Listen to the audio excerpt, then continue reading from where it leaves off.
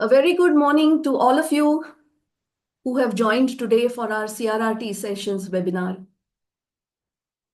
But a lot of the students today or the participants today in our webinar are from across the globe. And if you have seen my WhatsApp status, you will know that the map is really diverse, right? From Philippines in the east to Venezuela in the west. We have covered almost all continents. Even in our last webinar, we had a lot of participants. So to those from Philippines, I know it's afternoon in your area, and I've been told to say kumusta ka. I think that's hello in Philippines. So first of all, I invite Dr. Dhananjay Ukalkar. Hello, it's a great pleasure to introduce Dr. Ashwini Ukalkar, the initiator of this program and the founder of Nephlon, and the first app for dialysis technicians in India. She has more than 25 years experience as a nephrologist, nephrology unit administrator and a pathologist. She is a qualified auditor and also a technical committee member for dialysis accreditation in India. She has written a chapter in the Handbook of Dialysis for Technicians. She's a consultant for quality assurance to the government of Maharashtra in dialysis. Welcome, Dr. Ashwini Ukalkar, and over to you. We are also privileged with us today with the three esteemed faculties who will be sharing with us their insights and their experiences in today's webinar. So it is my privilege to introduce our faculty, Dr. Anand Chellapan, to today's session. Dr. Anand Chellapan is an associate professor and in charge in the Department of Nephrology at the prestigious AIIMS Nagpur, an institute of national importance. He has been serving this role since October 2020 and is one of the founding faculty members of Department of Nephrology there. Dr. Anand Chellapan has made significant contributions into the field, including establishing dialysis, interventional nephrology services, and nephrology programs at AIIMS Nagpur. His efforts have also led to the initiation of DM Nephrology, postgraduate courses, and the popular annual nephrology quiz, NephBlitz for undergraduates.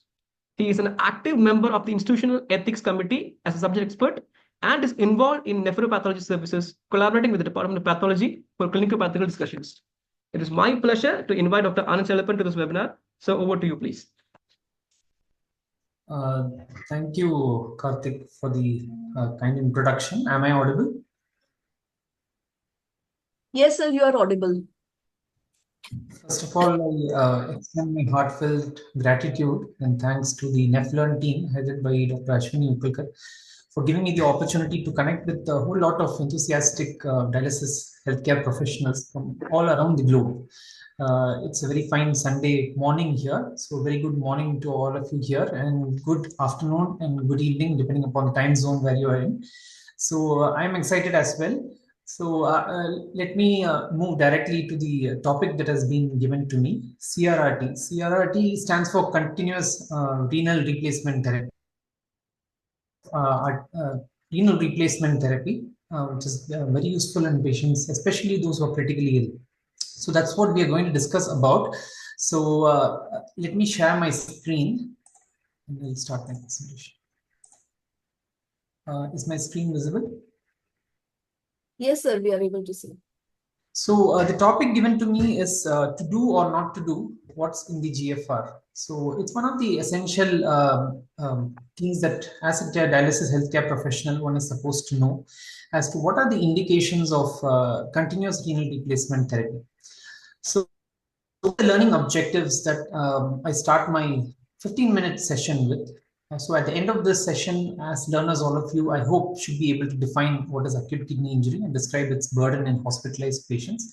Classify the various renal replacement therapies, which are acute kidney injury. List various indications for dialysis in API. And are there any preferred indications for CRRT? List the advantages of CRRT over intermittent hemodialysis. Disadvantages of CRRT, compare various types of CRRT, and a short case analysis for all of you who are attending today. So let's start with a small case scenario. Mr. John, all these names are imaginary. It's a 60-year-old. He presents with shortness of breath along with fever, cough since 1 week. In view of the respiratory difficulty, he's shifted to the ICU. He's intubated and mechanical ventilated. So this is a kind of a scenario that we often get to see, and you often get to see in your daily practice. So John had no previous kidney disease. On day 3 of ICU stay, his urine output had dropped to 50 ml over the past 12 hours, and his creatinine had also risen from 1 milligram per deciliter to 2.5. So if you use the other units, I've given the units in micromole as well. So he has some derangement of the renal functions. He requires vasopressors to maintain his blood pressure. And his daily fluid intake, as estimated by the intensivist in the ICU, was around 2 liters, but then the urine output was not proportionately good.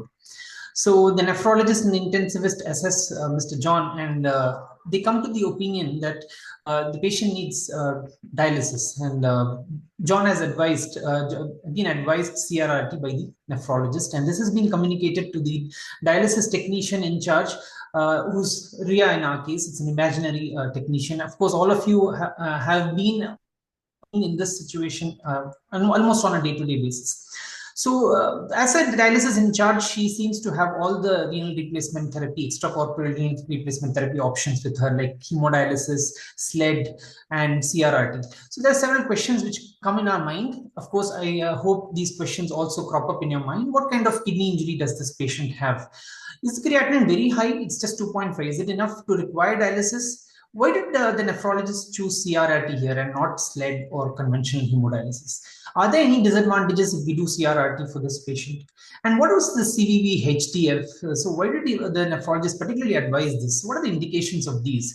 So these are some curious questions which are going in the mind of the dialysis in charge here. So let's just try to answer these. Before we get into CRRT and its indications, just a brief introduction to AKI. AKI is defined as an increase in creatinine, serum creatinine of more than 0.3 in the preceding 48 hours, or 1.5 to 1.9 times the baseline within the preceding 7 days. Or if there's a decrease in the urine output to less than 0.5 ml per kg per hour for 6 to 12 hours. Like as in our case, the creatinine had increased from 1 to 2.5, and also the urine output had dropped. Even if any one of these criteria is met, we define AKI. Now, this is one of the important indications for renal replacement therapy in the ICU and even in general, but not all AKI patients require dialysis. The other entity which you all often face is chronic kidney disease, which is defined as structural or functional abnormalities with or without a decreased GFR for more than 3 months. So it's a long-standing problem, whereas AKI is more of an acute problem. Right. So AKI in the ICU is a very important scenario. It affects nearly 30 to 60%, and more than 20% of them require dialysis. So almost all of you on a daily basis might be dialyzing patients who are critically ill. And this also is associated with morbidity and mortality of the patient.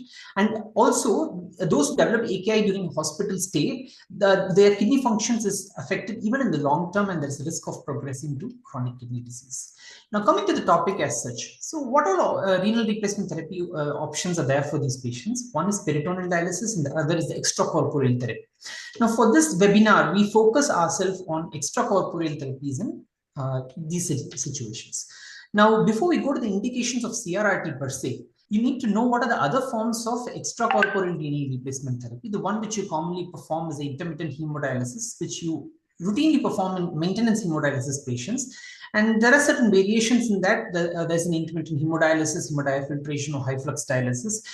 These have differences in the membranes and the kind of mechanism on which they operate. And then you have on the other side the continuous therapies, which is CVV-HD, CVV-HDF, that is continuous veno-venous hemodialysis, continuous veno-venous hemofiltration, and continuous veno-venous hemodiafiltration.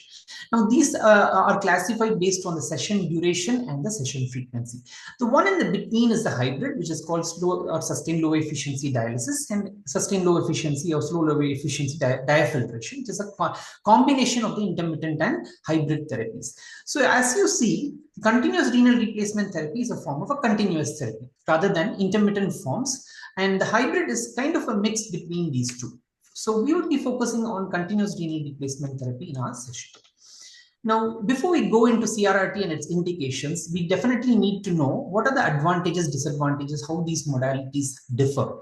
Of course, there are technical differences between each of these modalities. The blood flow rates are definitely higher in a patient who's been taken on an intermittent hemodialysis. So these are typically hemodynamically stable patients. Whereas the SLED and CRRT patients are kind of hemodynamically unstable patients, or in patients where you do not want a drastic change in the fluid or electrolyte status. Now, the dialysate flow is as given, it's 500 to 800 ml per minute in intermittent hemodialysis, 300 in SLED, and 17 to 34 ml per minute in CRRT. Now, duration, the typical intermittent hemodialysis is 3 to 5 hours, whereas SLED is 8 to 12, and continuous renal replacement therapy may go even up to 1 to 3 days duration. It's a continuous therapy. Now, what is more important is where are these beneficial? So when you want a rapid removal, intermittent hemodialysis appears to be a better modality. You want a rapid fluid removal, a rapid solute removal, like in a severe hyperkalemia patient with adverse events of hyperkalemia, the intermittent hemodialysis works better. Whereas these have a slow removal, and so they may not be very useful in a very urgent electrolyte or as a fluid disturbance, but there's a slow but a smooth removal over a period of time. Now, between SLED and CRRT, most of the studies may show that most of them are similar in critically ill patients.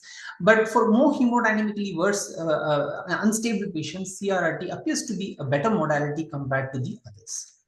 Now, this is a pictorial representation of how the clearance happens.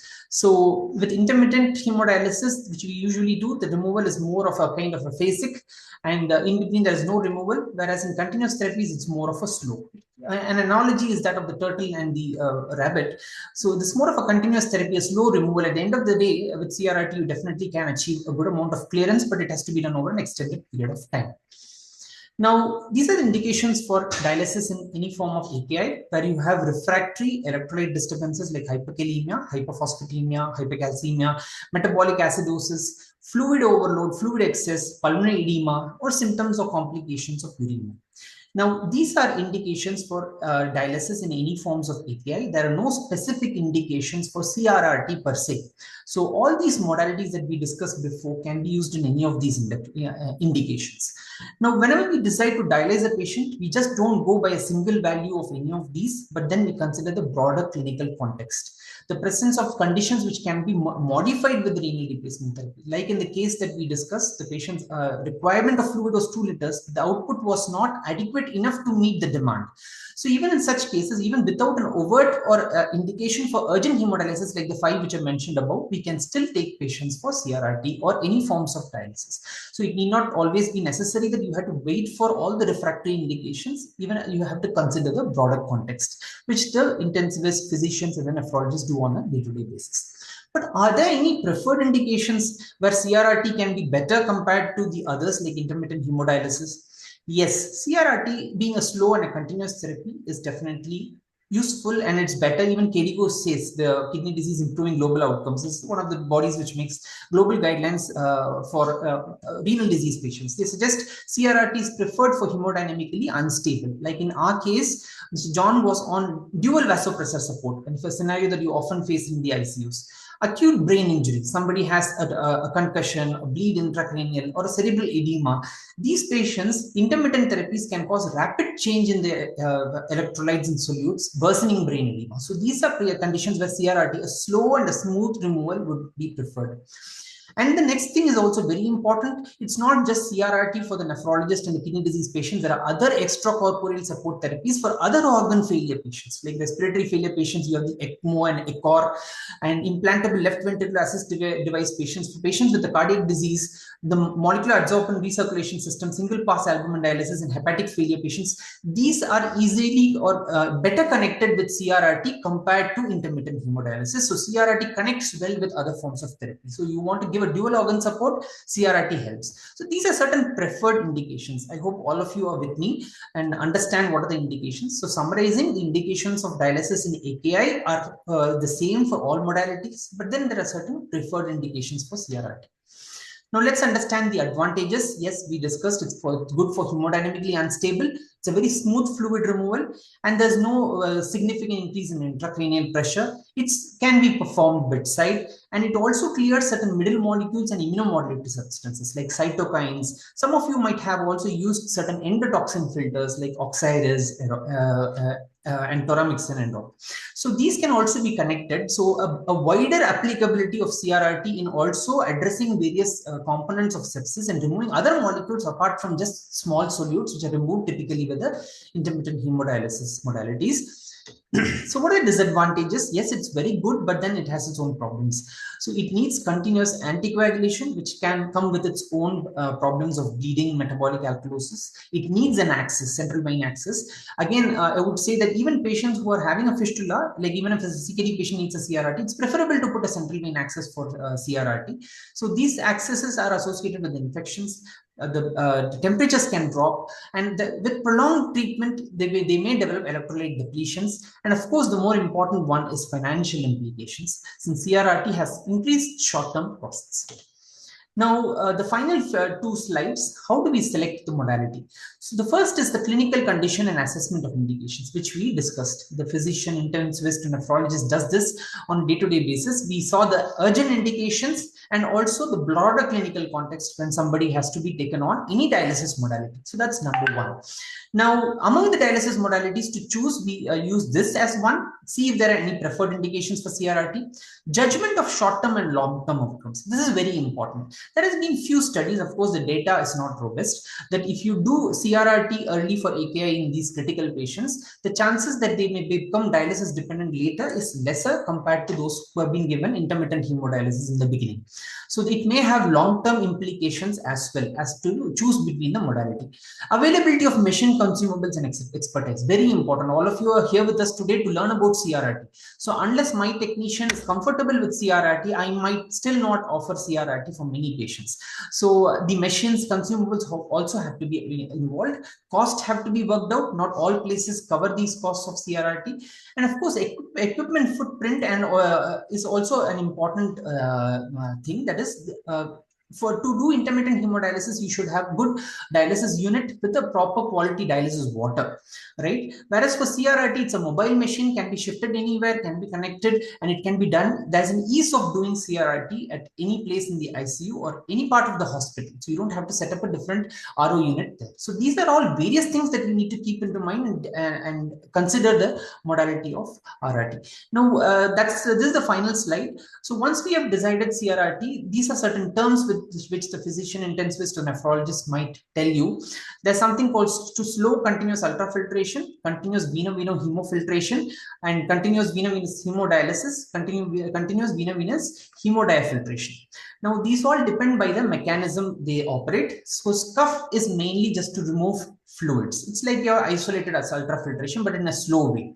So the ideal patient is somebody who has just a fluid overload. Whereas CVV-HF, this is not HH, it's HF. This is where you need to remove solutes and also large volume fluid. So it can be used for patients who are having fluid overload as well as electrolyte acid-base disturbances. And diffusion, CVV-HD just does diffusion. So it's more useful for an ideal patient who has just acid-base disturbance or electrolyte disturbances. CVV-HDF combines the best of CVV-HF and CVV-HD, where you can also do a fluid control as well as electrolyte acid-base problem. Now, scuff has specific indication, whereas CVV-HF, HD, and HDF, the choice depends upon the institution. So indication, of course, there is no study which shows that one is better over the other, but a large majority of patients do, nephrologists, they do follow HF or CVV-HDF. So, but there are no major studies which have differentiated which of it is better. But these are the ideal situations. So concluding, I'll just read out this case. All of you can reply to it in the chat box as I closed my seminar. A 65-year-old Mrs. X is diagnosed with UTI and is admitted to the hospital with a blood pressure of 130/80. She is not on vasopressors. She develops worsening oliguric, means the urine output is less, AKI, over the next 3 days. Her labs show rising blood urea nitrogen and creatinine, and she also has hyperkalemia and hyperphosphatemia. The dialysis unit which you are heading, it frequently performs intermittent dialysis and slow low efficiency or sustained low efficiency dialysis. The patient has been assessed by your nephrologist and he or she has prescribed renal replacement therapy. Which modality do you think he or she might have prescribed for this patient? You can either say IHD, intermittent hemodialysis, or CRT. You can put the answers in the chat box. Thank you for your patient listening. I'll be definitely glad to answer questions at the end of the webinar. Over to Karthik. Thank you so much, Dr. Anand. That was like having a very elaborate course on CRRT. So thank you so much for your insights.